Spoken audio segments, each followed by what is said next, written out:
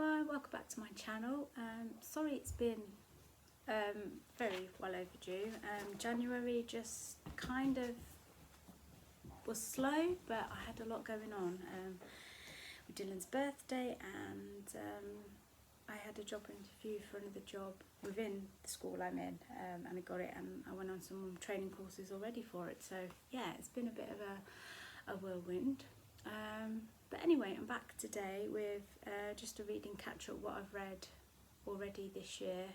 Okay, it's my January wrap up, but I just feel I'm really late to the party, halfway through February, but hey ho. And I'm going to read my reviews out of my reading journal that I've been keeping. I'm actually quite pleased to say I have been keeping it up. How long it'll last? Will it last till December? I don't know. So without further ado, the first book I read this year was a library book called Green Hands by Barbara Winton. Now this is a historical fiction, and it's a story about the lives of some Land Army girls. Now I've never read a book to do with Land Army girls before, and that's always been an area, because I always said if I ever lived in during the Second World War and I didn't have children, I would be a Land Army girl. But it follows Bea, Anne and Pauline. They're Land Army girls who are working in Scotland, and the book tells you the realities of working on the farm. So in Scotland it was very hard because of the harsh weather, and it was cold, and they were getting absolutely soaked, and the reality hit them of how much physical labour that they would do and how very little they would be eating. Anne's not keen on it, so she leaves. So it just leaves Bea and Pauline, and they've eventually moved to a dairy farm where they enjoy it. I can't remember whether it's Bea or Pauline. One of them does the milk rounds, which they thoroughly enjoy because they get to know the people in the nearby towns and things. But they soon end up liking it, and it just shows the lives that they had away from the farm as well, of going to dances and the cinema with boys and things. But yeah, it was just really nice to read some historical fiction set in World War One, but about the Land Army girls. So I rated it 4, because the ending was quite, I know their lives are carrying on because the war was still going on as Land Army girls, but it would have been nice to know, did they end up getting married and stuff. But hey ho, I really enjoyed it, and yeah, I learnt more about Land Army girls. The next book I read, because I'm trying to read at least one classic a month, and if I don't like it, I will be unhauling it, because I do need to do an unhaul, which I'm actually doing after this video. But the next book I read is Hound of the Baskervilles by Arthur Conan Doyle. Obviously we all know the main characters in this is Sherlock Holmes and his little side, well, his partner, Dr. Watson. This is a classic. It's set in London, Baker Street, and then moves to the Devonshire moors. Sir Charles Baskerville is found dead, and Holmes stays in London while Dr. Watson goes ahead to Devon to sort of find, out what happened and who killed Sir Charles Baskerville. The descriptions in here are, like a lot of classics, are really nice, and one of them that really gripped me is the description of the mist on page 157. As we watched it, the fog wreaths came crawling round both corners of the house and rolled slowly into one dense bank, on which the upper floor and the floor floated like a strange ship upon a shadowy sea. I just really like the description of that, and you could just see it in your mind, of this mist on the moors. It's just beautifully written, that description. Watson hears a cry in the night. While out one night, Holmes appears to Watson. They hear a cry and find Sir Henry Baskerville dead. So now it's like, we have 2 murders. He was fallen and broken his neck when they found him. Holmes uncovers the truth about the hound, because it is actually a hound. Was it a myth or is it real? So yeah, I thoroughly enjoyed this. It's very short. It was only 187 pages,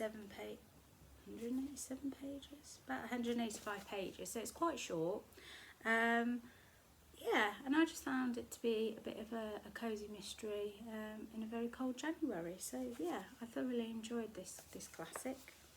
The next classic that I read, but unfortunately I did DNF. It's the second time I have tried in my life that I have tried reading this. Once, I think about when I was in my 20s, early 30s, and again now, and I'm really sorry, because I know a lot of people do like this book and love it, and it's one of their full-time favourites, but unfortunately it's not for me. Whether it's the author that's not for me or not, I'll soon find out in time if I try another one of her books, but I really hate to say it. I DNF'd, and I will be unhauling Wuthering Heights by Emily Bronte. I'm so sorry for people who love it. I got about 50 to 80 pages in, and I just really couldn't get on with it.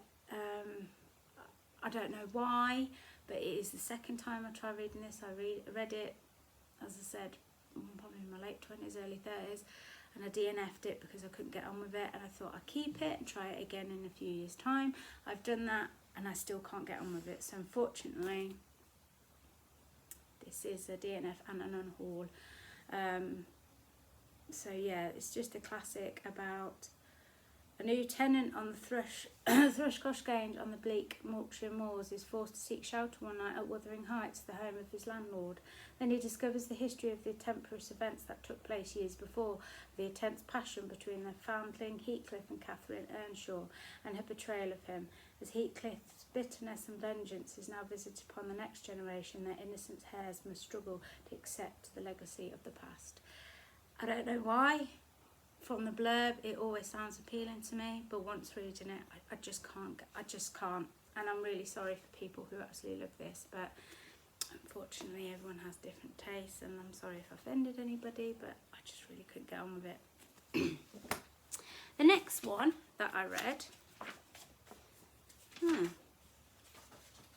it's alright, I'm just looking for my...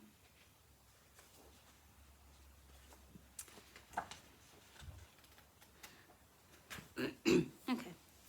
Oh no, it's there. I was like, I didn't write a review for the book after this one. But the next one is Bournville by Jonathan Coe. This is another historical fiction, and it follows Mary from 1945 when she's 9 years old to when she's 85 in the year 2020. It starts off in 2020 where her granddaughter is abroad and she needs to get home because of what happened. Obviously COVID, everything was shutting down, she needed to get back home. And then it jumps back to 1945 where we start to get to know Mary, the grandmother, and it's the end of the war. And I really like it. I love this book because it took you through Mary's life, but it didn't drag on to the next. So the events was obviously 1945, and then it jumps through to the coronation, and then the World Cup final, and royal weddings, Brexit and COVID-19. But in between each period, it didn't drag on. It just sort of jumped there, and then you kind of caught up with what was happening in Mary's life in between. So obviously she had children, she got married, she had children. And I just thoroughly enjoy it. She lived through VE Day, 1966 World Cup, Charles and Diana's wedding, Diana's death and COVID. Her children are growing up.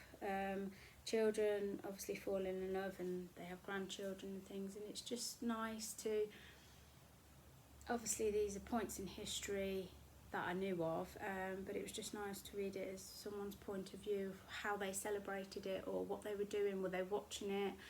Who were they watching it with? And things like that, and their feelings and reactions to obviously like Di's death and stuff. But I really enjoyed it, and it's like... I've been on my TBR for a while. I first saw it in Waterstones in Birmingham, and obviously I live near Birmingham, so yeah, I thoroughly enjoy it. If you love historical fiction that is not drags on through the years, and you want to read about events obviously that are popular and things, Bournville's the one for you. I really thoroughly enjoyed this. And the last one that I read this year is Keedy by Ellie McNichol. Keedy is a twin to Nina, and Keedy has autism, and she likes to speak her mind, and she hates bullies. She sets up a little business in her school where people who are being picked on or bullied can come to her, pay her and say, can you sort so and so out? But she doesn't do it in a bully way, like she doesn't hit them or anything. She just has a chat with them. And people are like, what are you saving up for? Because, you know, £20 is quite a lot of money. And she said, oh, it's for something special. But Keedy stands up for herself, being autistic, and as time goes on, there's Addie, the little sister. Keedy has suspicions that she's also got autism as well, which she does, and the money she's saving up for is to pay for her sister to go to a school where she can be with her own kind, so she's not bullied at school like Keedy can be. But it's just great. It's just, you know, seeing things through the eyes of Keedy and all the horrible things that people say because she's different, and I've really enjoyed this. This is the book, I believe, that comes before A Kind of Spark, which I believe does it. It follows Addie, so yeah, I might be reading that one next. But I really enjoyed that. I gave this a 5-star. I also gave Bourneville 5-star as well, and Hound of the Baskervilles got 4. So, my favourite book of the month has to be Bourneville. Surprise. Historical fiction, of course, she's going to go for it. But it was very closely followed by Keedy, because I really did enjoy that as well. But Bourneville, I literally flew through. So yeah, that was my little reading, what I've read so far this year. Yes, January wrap up, very late, but you know. So yeah, not a bad reading month to start the year with. But yeah, that's my overall favourite for this year. So, without further ado, I'm going to finish my coffee, and then I'm going to film another video of my end hauls and sorting out my bookshelf, because I want to put... I'm not going to tell you, I'll tell you in the next video, where you have to wait and find out and see. So, hope you have a great day, and I'll see you again for another video very soon. Bye!